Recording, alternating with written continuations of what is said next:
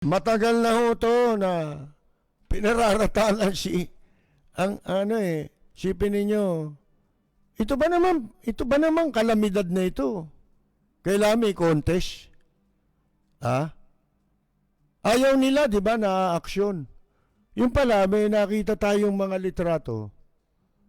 Siguro kaya natatagalan ng pagpapadala nila ng ayuda, nagpa-imprenta muna, nagpa-repack muna, para ilagay ang pagmumukha nila ron, yung mga gusto nila patakbuhin labang kay Vice President Robredo.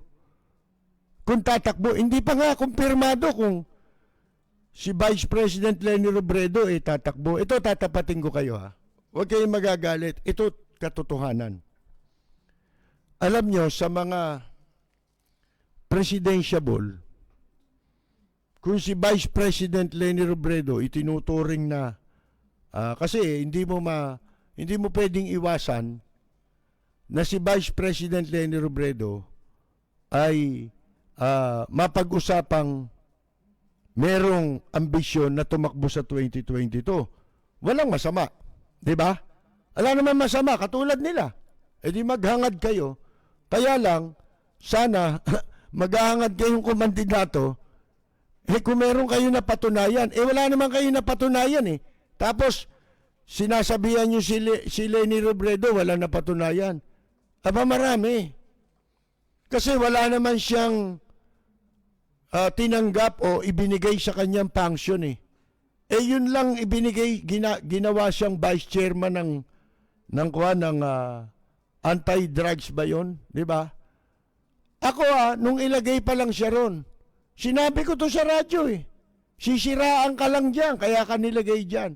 Para magkaroon sila ng basihan, siraan ka. Wala pa nga ginagawa eh. Nung pagka-appoint, pinagbabastos na si di ba? Ng mga troll nila, di ba? Si Vice President Leni Robredo. Naghahanap sila talaga ng paraan, paano siya wawasakin. Katulad ngayon, wala na silang maisip. Ang ginagawa nila ngayon, umimbento ng salita na ilalagay sa bibig ni Vice President Robredo na hindi naman siya nagsabi. Sila nagsabi na sinabi daw kahit walang sinabi. Ganun mga kaibigan Tatapatin ko kayo. Sa ilang mga kandidato ngayon, dihado si Vice President Leni Robredo. Bago itong malaking panloloko nilang ito. Bago itong malaking kasinungalingang ito. Bago itong fake news na ito. Alam niyo ba si Vice President Leni Robredo, dihado siya sa lahat ng kandidato. Una, wala naman pera yan eh. Di ba? Siyempre, ang pinakapuhunan niya lang dyan, siya ngayon ang Vice President. Di ba? At least yung stature niya, national ang stature niya, mga kaibigan. Alam nyo, marami kayong dapat na ikonsidera kapag tatakbo ang isang tao. Marami tayong dapat tignan dyan. Unang-una, yung capacity mo, yung kapasidad mo para manalo. Meron ka ba nun? Ano ba ang basihan? Kapasidad mo para ka manalo. Siyempre, unang-una dyan, pondo. Wala siyang pondo Diado na siya. Kasi yung mga nagbabalak kumandidato ngayon, punong-puno ng pondo. Lalo na yung itatakbo ng administrasyon. Ang gagamitin dyan, pera mismo ng gobyerno Makinarya mismo ng gobyerno Number 2, pagka tumakbo ba ang isang kandidato, isipin mo, siya ba'y saleable? Madali ba siyang ibenta? Yun pero ngayon dahil sa hindi natin inaasahan, maraming nagbibigay ng donasyon kay Vice President Leni Robredo tuwing may kalamidad. Di ba ako nga isa sa kumakampanya na kung tutulong kayo, kasi nakikita natin si Vice President Leni Robredo among other government officials, magmula sa presidente, lalahatin ko na.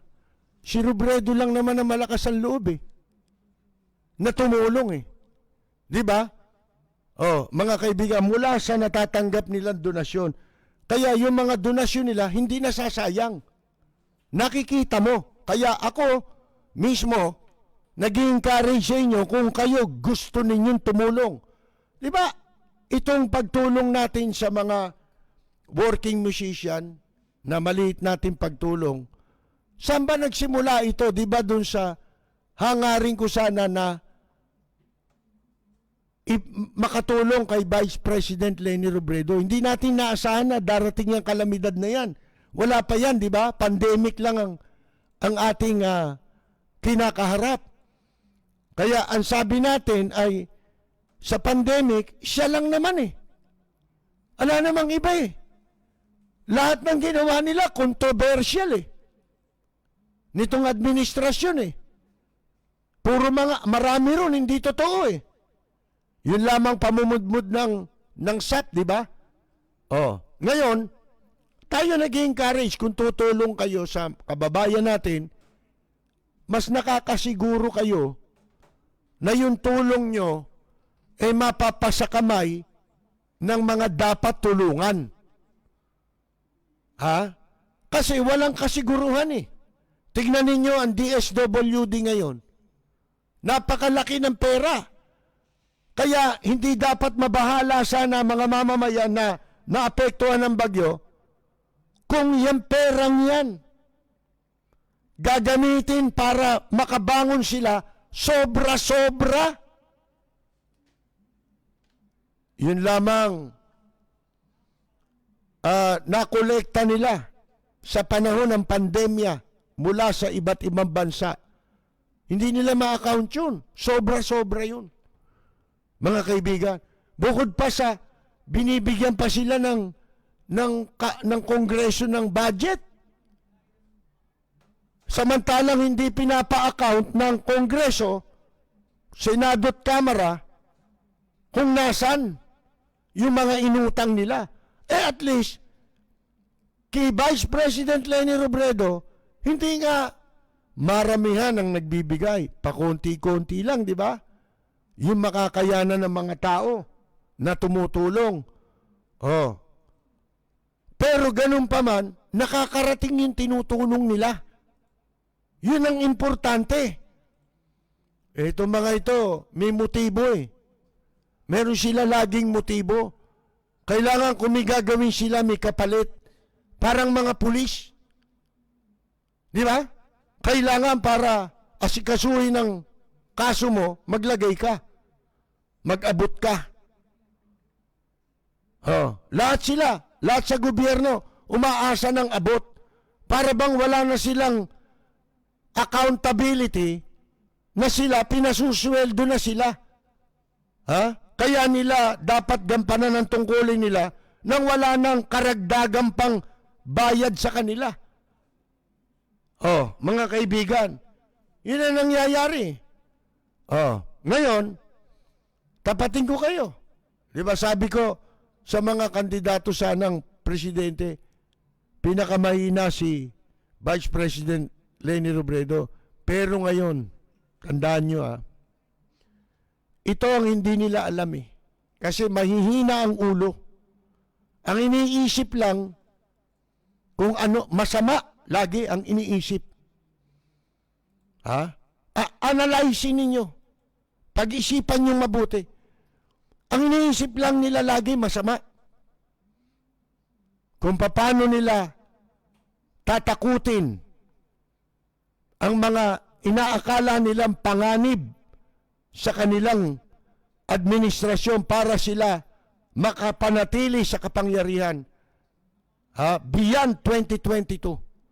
Mga kaibigan, lahat iniimbento nila. Sipin mo magawa nyo yan? Magawa ng presidente mismo yan? Mga kaibigan, ano pa hindi kayang gawin ito?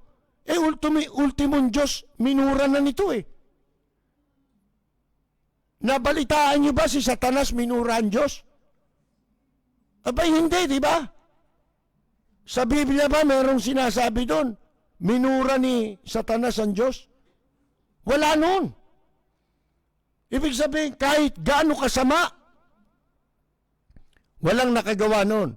Kaya sino pa man Diyos yung tinutukoy niya, walang gumawa noon. Ha? Mga kaibigan? Oh, ngayon, ang hindi nila alam, ito na yun eh. Sila na ngayon. Yung ginagawa nila ngayon, nagkakaroon ng reverse. Nagkakabaliktad. Ang layunin, sirain si Vice President Leni Robredo. Pero ano nangyayari? Baliktad. Bakit? Dahil sa ginagawa nila, humahakot ng simpatya si Vice President Leni Robredo maging sa mga taong hindi naniniwala sa kanya dati. O walang, ano tawag mo doon? Simpatya.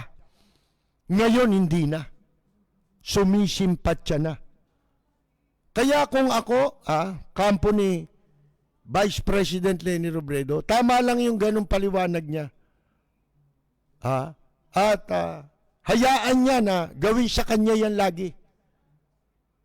Sapagkat sila ngayon ang nagsisilbing campaign manager ni Vice President Leni Robredo.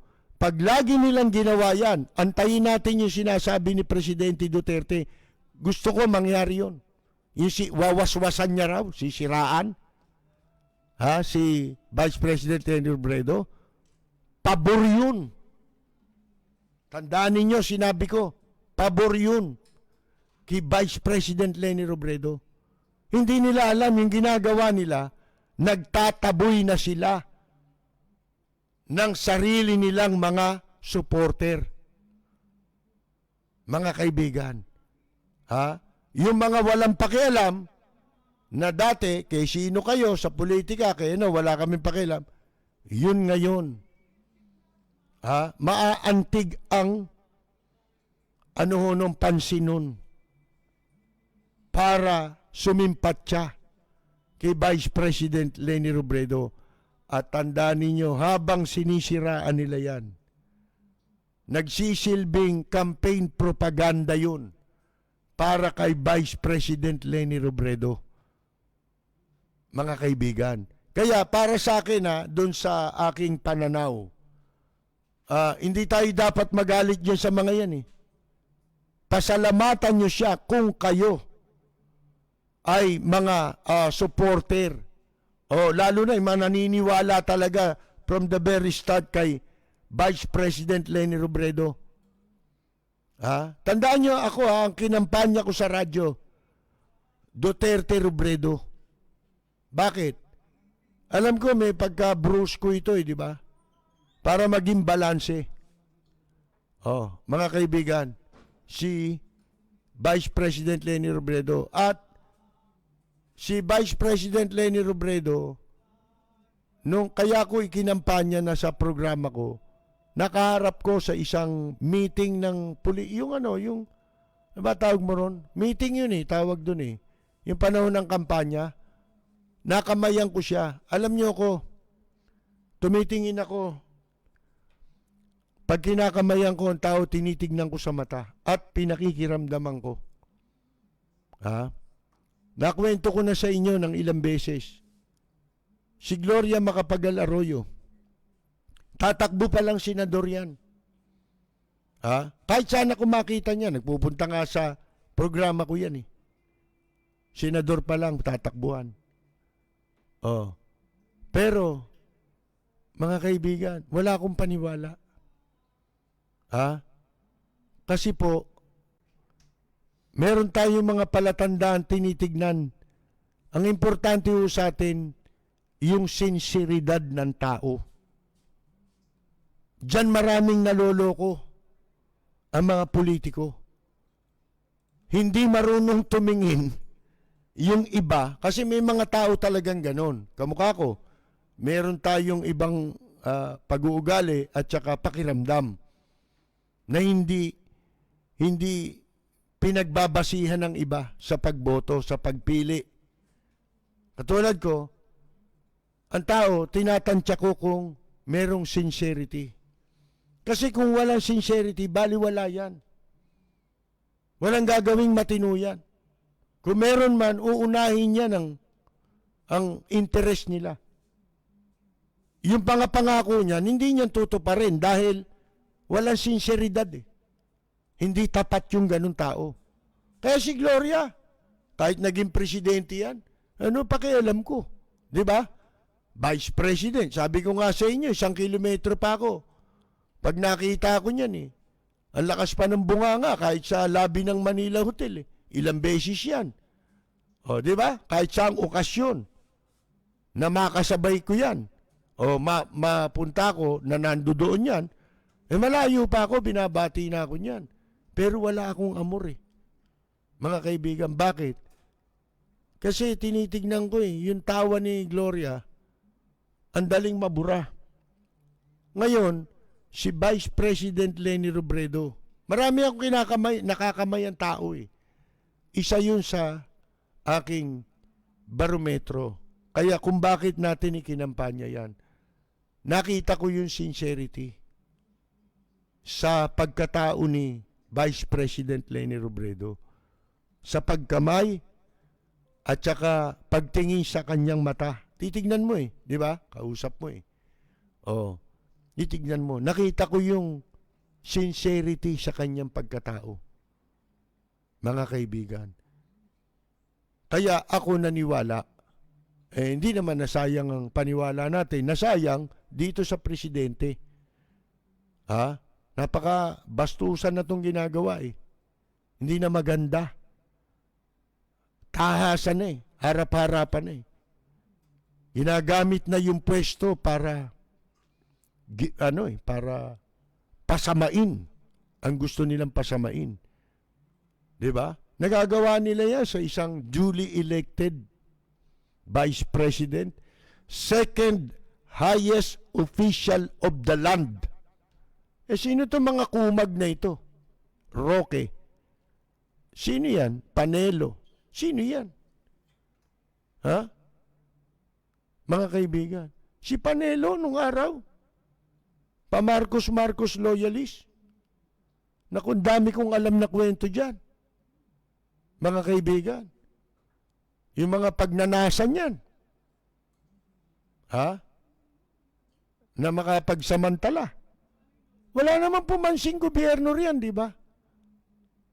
Eh sinong maglalagay sa kanya sa pwesto? Ha? Hindi naman ang hinahanap dito, di ba? Sabi na nga nung pamangkin, hindi kukuha na magaling yan. Ha? Kukunin niya yung mapagkakatiwalaan lang niya kahit walang kakayahan. Pamangkin niya na nagsasabi niyan. Isa pang nagustuhan ko kung bakit kinampanya ko si Vice President Leni Robredo nakaraang eleksyon.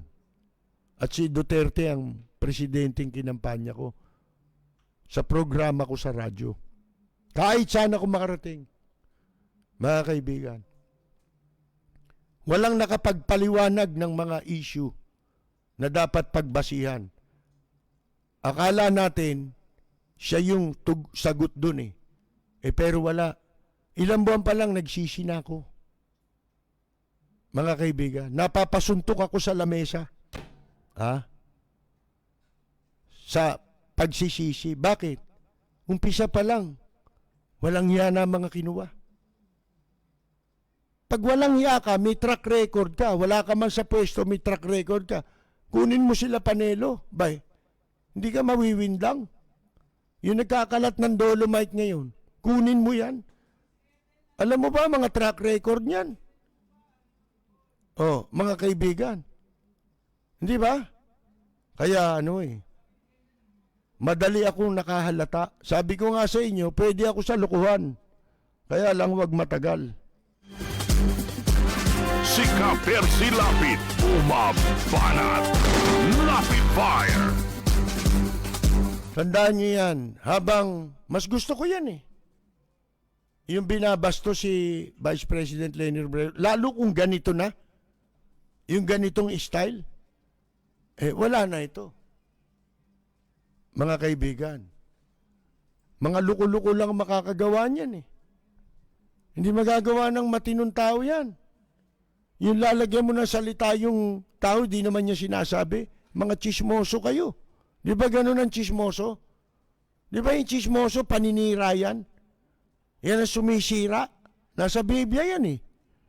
Mga kaibigan, yung mga mapaghatid dumapit. Hindi naman sinabi, di ba, yung chismis, pag narinig niya yung pangyayari, pag isinalin niya na sa iba yon, may mga duktong na yon. Tapos, nasalinan mo, kamukha mong chismoso, eto, example, yung sinabi niya labang kay Sharon Cuneta at saka kay Kiko Pangilinan. Chismis ba yun? Hindi. Di ba chismis?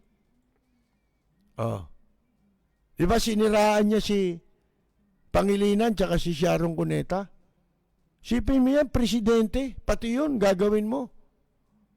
Na kesyo, pinalalayas na raw ni Sharon sa bahay si Kiko Pangilinan. Akala mo nandun siya nung palayasin eh. Lahat na lang nandun siya eh. Ano yan, yung parang Diyos, di ba tingin niya sa sarili niya? Diyos-Diyosan, mga kaibigan. Lahat gusto niya siya eh. Di ba? Katulad na sinasabi niya ngayon kay Vice President Leni Robredo. Hindi ka niya, kasali sa kwan. Yung parang chain of command. Di ba? Siya yung siya raw yung commander-in-chief. Wala daw vice president doon. Kaya hindi ka niya, bakit ka na marunong ka pa? Kaya raw hindi siya maging presidente, bagay si Leni Robredo sapagkat wala raw kakayahan. Paano mo nalaman yun? Walang preno kung bumatikos. Malalim at makatwirang komentaryo. Mag-ingat ang mga politikong gumagawa ng kalokohan at baka kayo ay tamaan ng Rapid Fire! Tuloy ho natin itong masamang mga pinagsasasabi, labang kay Vice President Leni Robredo. Sobra na to, mga kaibigan. Antayin pa natin yung sobra. Pero, ganun pa man, yung epekto nito baliktad. Mas maganda yan kasi makatutulong yan. Kung kay Vice President Leni Robredo, habang ginaganyan siya, hindi na siya nangangailangan masyado ng pondo, katulad ng mga pwedeng tumakbo kung tatakbo siya. Bakit? Kasi hahakot ng simpatsya ito para sa kanya eh. Sila ang gumagawa ng paraan mga tao ay sumimpatya kay Vice President Leni Robredo. Di ba? Kaya palagay ko, alam naman siguro ni Vice President Leni Robredo yun eh. Kasi hindi naman tanga tao eh. Yung iba rito nagbobobobohan eh. Di ba? At meron talaga, dumami rin itong mga bobo talaga. Yung pera kasi nakakabobo yan eh. Mga kaibigan eh. Lalo na yung mga may ginagawa masama rito, yung pa nagbobobobohan eh. Bakit? Kasi pagka sumipsip sila, pwede nila ipagpatuloy yung ginagawa nila masama. Di ba? Di sila. Kita mo itong mga, saka nakakita yung chief of police ng hepe ng Philippine National Police mismo. Gumamit ng tugboat o kung ano man boat yan. Para hakutin yung buo niyang pamilya tsaka mga gamit nila. Sila lang ang nakasakay. Ilan yun? Tapos yung tao, mga nag-aantay ng sasagip sa kanila. Wala. Hanggang ngayon, nakita ninyo, hanggang tuhod, ang putik, nakalubog, ang Cagayan sa putik. dito lang sa mga ibang lugar na malapit ditong probinsya, di ba? Ganun din. Sa Calamba, sa Rizal. Mga kaibigan, wala naman silang ginagawa. Di ba? Tapos yung may ginagawa, masama, tumulong pagka alam nilang meron kang potensyal o ambisyon. Nagkakamali sila, akala nila pag gumawa ng mabuti may ambisyon. Di ba? Katulad si Vico Soto. Akala nila magiging presidentiable. Hindi nila naisip agad, ilang taon na ba yan? Di ba? Hindi siya qualified na tumakbong presidente dahil sa kanyang edad. Ito tinan ninyo, personal Kung ano man ang maruming nasa isip nito, ang sabi, ikaw, noong gabi, anong oras ka umuwi? Sipin mo, isang bahay ka lang ba? 2 bahay. Nagtatanong lang ako, kay congressman ka? Kaninong bahay ka natagalan? Kung tanong din sa'yo yan. Di ba? Ano ito? Pinalalabas mo, immoral si Vice President Leni Robredo? Ba't magiging immoral yan Biyuda yan. Wala nang pananagutan yan. Di ba? Kahit ano pa gawin niya. Makipag-boyfriend siya, sabihin mo, kahit totoo yan. Ano masama? Masama kayo, di ba? Ikaw nga, may asawa ka nga di ba? Hindi naman yun yung kinakasama mo, iba. Tapos tatanungin mo yan sa isang biyuda na hindi na nakatali, di ba? Wala na siyang pananagutan. Ang isang tao na nakakalagan ng kautusan ng Diyos. Kung ang pag-uusapang kasal, pagka yung isa sa kanila, mag-asawa, namatay. Mga kaibigan. Masama ang iniinwendo Masama ang pinalilitaw Mga kaibigan, personal na buhay. Bakit ka mamemersonal? Ba't mo pe-personalin yung tao? Sabihin nyo nga, kasalanan yan. Wala silang masabi. Puro yung theory. O kaya, kung ano nila gustong interpret yung ginagawa ng tao, yun ang isipin nila. At yung iniisip nila, pinalilitaw nila na gano'n na pagkatao nun. Tulad to si Roque. Tsaka yan si Tuko. Ang sasama ng mga pag-iisip nitong mga taong ito. Mga kaibigan, kaya ito, hindi mo nahulaan kung sa impyerno punta nito Sigurado mga kaibigan Yung mga ganyang klase ng pag-iisip, impyerno yan. Di ba? Hindi mo nahulaan. Kaya nga sabi ko sa inyo, si Satanas hindi nagpupunta rito sa Pilipinas. Matagal na, noong 2016 pa. Bakit? Kasi yung mga trabaho niya, marami nang gumagawa dito Sipin mo yan. Kaya malaki na titipid ni Satanas sa empleyado. Di ba? Sa personnel. Malaki na titipid niya, baka kala ninyo. Kasi dito marami nang gumagawa ng trabaho niya. Ito pa sabi should you become president, sakaling maging presidente ka, if you want, kung gusto mo, buy plenty of swimsuits. Sabi mo, ang babang uri. Sinasabi mo yan sa second highest official of the land. Ikaw yung pinakamataas. Mabuti. Kaya hindi ako naniniwala sa edukasyon dito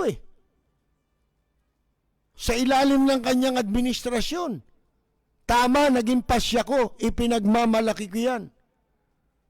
na hindi ko pinapasok sa eskwela ang ibang anak ko ngayong school year na ito.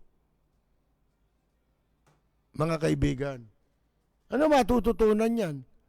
Kaya siya ang ginagaya nung nung DepEd, di ba?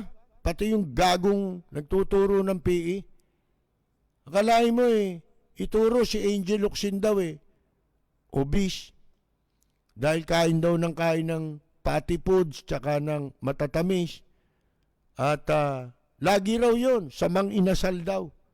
Sipin mo, hayop na ito. Puro, ang imagination, pang comics.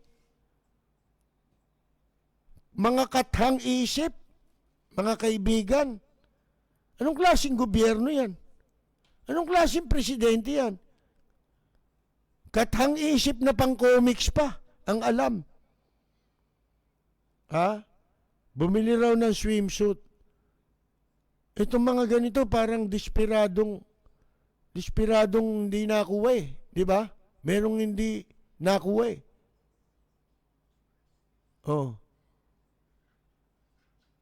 parang yung frustrated kay Vice President Robredo. Yung pagnanasa, di ba? Minsan sinabihan niya, di ba? Ang ganda raw ng legs, di ba? Kalahin mo sabihin mo yun. Tawa na naman yung audience, di ba? Mga kaibigan. Sabi ko sa inyo, maganda naman sumagot si Vice President Leni Robredo, di ba? Kung ano yung binabato sa kanya, sinasabi niya lang na hindi totoo. Sa paraang hindi nakakasakit ng damdamin, di ba? Yung kanyang sinasabi. Sabi ko nga sa inyo, ako naniniwala. Kaya ako naniwala diyan kay Vice President Robredo nung panahon ng kampanya na nadama ko yung sincerity ng tao. Yung kanyang mabuting hangarin. Walang agenda na iba. Tunayan isa pang nagpakumbinsi sa akin na si Vice President Robredo ang karapat dapat maging Vice President. Nung nagkakape ako minsan dyan sa UCC, sasabihin ko na yung pangalan. Doon sa may Murato. Kasi nag-i-istasyon kami nung araw, nung 8 Media, dyan sa E. Rodriguez, Quezon City. Malapit yun sa Murato, yun ang pinakamalapit na coffee shop na pwedeng puntahan namin ni Peter. Kasama ko pa si Peter may kasama pa kami noon Hindi ko na matandaan kung sino nagkape kami ron. May isang babae dun sa labas kasi nasa smoking kami. Tapos may natatanaw kaming babae ron. May nag-uusap-usap dito, pinag-uusapan. Sabi ko, sino ba yung pinag-uusapan nilang yun? Kaupo ron. Sabi ng waitress, ay anak ko yun ni Vice President Robredo. Simpleng tao Mga kaibigan Nilingon ko ngayon ng paligid hanggang sa makababa kami. Makalabas kami ng coffee shop. Wala akong nakitang bodyguard Hindi mga abusadong tao. Nasa isang sulok lang Nagko-computer. Walang kausap. Mga kaibigan, nag-iisa. Nilingon namin ang paligid. Sabi ko, isipin mo yun, anak ni Kwan yun. Iba-iba yan Ano na yan, akala mo kung sino. Di ba? Mga Kwan talaga, yung mga mababait na hindi mapagmataas. Di ba? Yun naman ang hinahanap natin, di ba?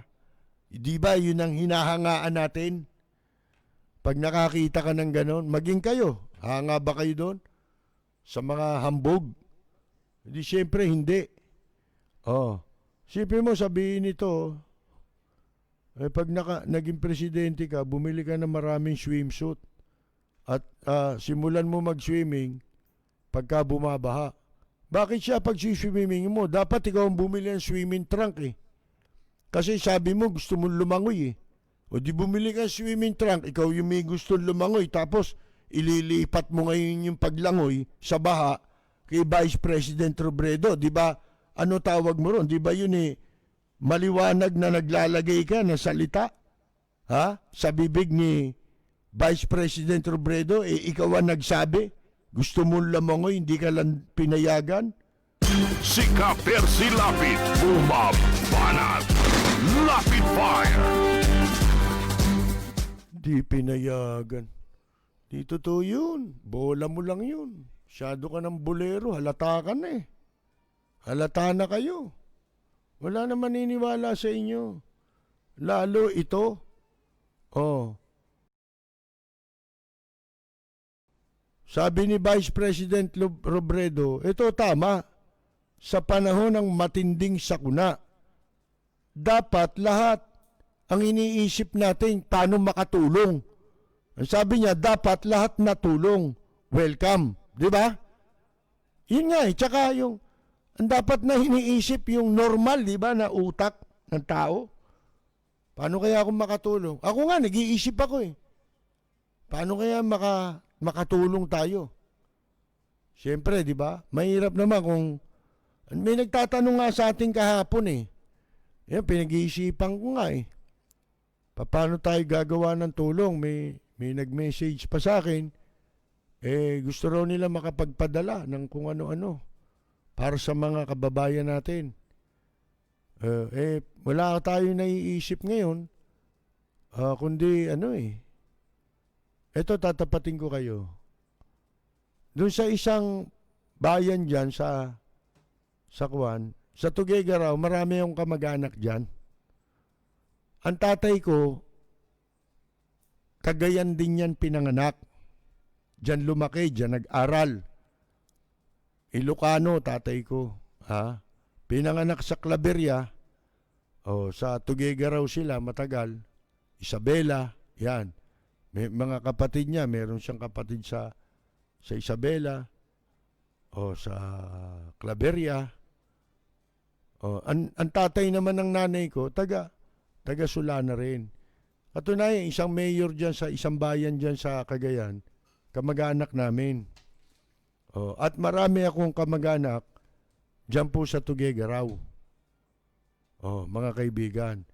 Kung tulong, maaari kong kapakiusapan niya mga yan para sila ang makapamahagi kung sakasakali. Kung gusto niyo magpadala, padadala ko yan dun sa mga kababayan natin sa pamamagitan ng aking mga kamag-anak. Mga pinsang ko nandyan lahat eh.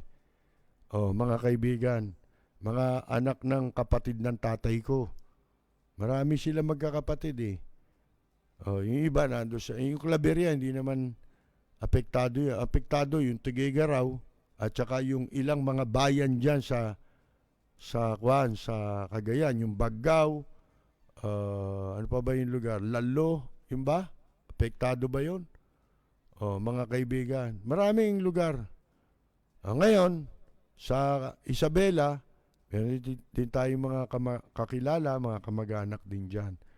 Pinag-iisipan natin kung paano. Siguro dapat, direkta lagi dun eh. Kasi kung iaasa mo, mahirap mag-course dun kay Vice President Robredo. Sila maraming requirements. Di ba? Kaya nga itong pagtulong sa mga musician, naisip ko, sa kanila na lang, direkta na lang sa mga musician. Nung una, balak natin makapagpadala sa tanggapan ni Vice President Robredo. Pero hindi na natin tinuloy dahil, siyempre, hindi naman, sabi ko nga, hindi naman sapat ang mabuting hangarin eh. Di ba? Kasi katulad nga natin, gusto natin makatulong, tumutulong tayo, merong gustong gumawa ng ibang bagay. Ba't pangungunahan nyo ko? Di ba? Ba't kayo gagawa ng ibang gagamitin yung ating programa? Hindi natin gusto yun, mga kaibigan. No. Ganon din yung mga tao na yan, lalo na yung Vice President. Baka magamit pa eh. Katulad nung pinagsasabi ka agad, tutulong kayo. Sus Mariosep po. Nakakasira ka agad, di ba? Pag-iisipan tayo ng hindi maganda ng iba, di ba? Baka mamaya hangarin lang natin na magamit lang sila. Eh kung talagang gusto niyo tumulong, yung sa mga gustong tumulong, padala niyo sa amin. Padadala ko dun sa isang mayor na kamag-anak ko, kaya dun sa mga taga-Tuguegarao na kamag-anak natin. Kakausapin ko kung sino ang pwedeng humawak sa kanila, i-distribute. Maganda sana kung may bigas tayo di ba? Oh. Meron akong bigas na inaasahan pero hindi sapat Kulang Kung bigas ang maibibigay, para sana dun sa mga namatayan. Di ba? Mabigyan mo ng konting bigas. Ang bigas ngayon, yung tigta 25 kilos, di ba? Ang isang, konti lang Yung isang, yun ang pwede mong ipamigay. Kaya lang, hindi sasapat ito. Ilan ba yung namatay? Di ba? Namatayan. Yun man lang, mabigyan ng bigas, saka kung ano-anong konti.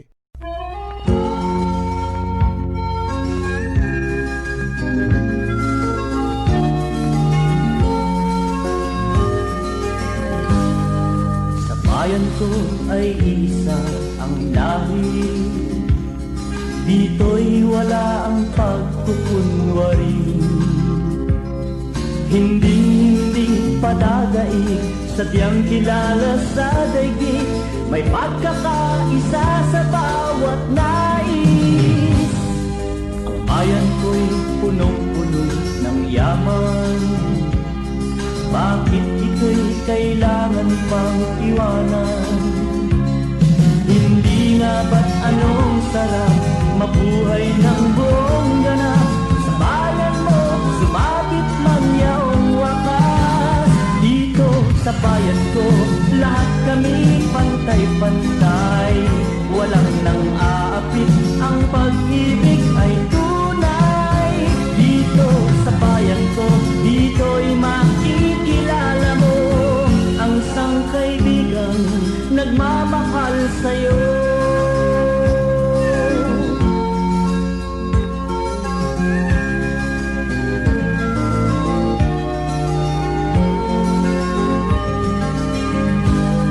Ang bayan ko'y punong-puno ng yaman, bakit ito'y kailangan pang iwanan? Hindi nga ba't anong sarap mabuhay ng buong ganap? Sa bayan mo, sumapit man yaong wakas. Dito sa bayan ko, lahat kami pantay-pantay. Walang nang aapit, ang pag-ibig ay tunay. Dito sa bayan ko, dito'y makikilala mo ang mga kaibigang nagmamahal sa'yo. Dito sa bayan ko, lahat kami pantay-pantay. Walang nang aapit, ang pag-ibig ay tunay.